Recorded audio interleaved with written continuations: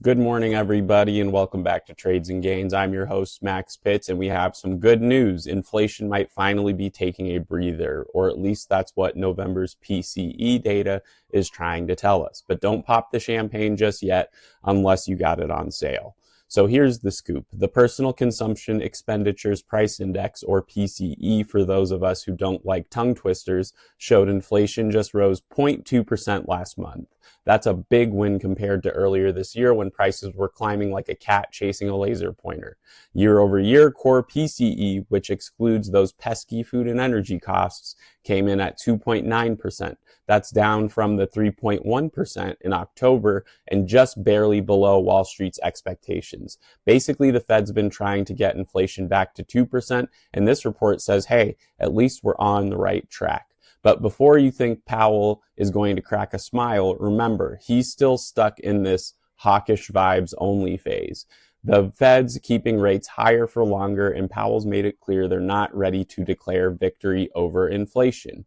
His words, not mine. We need to see more progress. Translation, don't get too comfy. So let's talk about why this matters. Lower inflation is great for us regular folks because it means your grocery bill won't feel like a ransom note, but for businesses, it's a mixed bag. Slower inflation means less pressure on costs, but it also signals that consumers might not be spending like they used to. And if spending slows, say goodbye to those rosy holiday earnings projections. Speaking of spending, retail numbers are showing some resilience, but it's all about perspective. While the holiday shopping season has given retail a little boost, people are still cautious about their wallets. And can you blame them? Mortgage rates are still hovering near 7%, gas isn't exactly cheap, and wages haven't kept up with rising costs.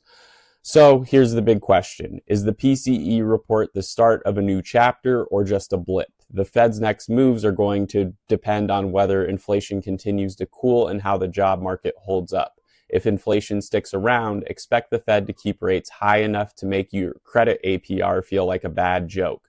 Bottom line, folks, inflation might be cooling, but don't get too excited. The Fed's still watching, businesses are nervous, and consumers are cautious. So stay sharp, keep saving, and remember, every penny counts, especially when they're raising prices on everything but air. And if you enjoyed this video, go ahead and fist that like button, smash the subscribe, and I hope you all have a great Friday.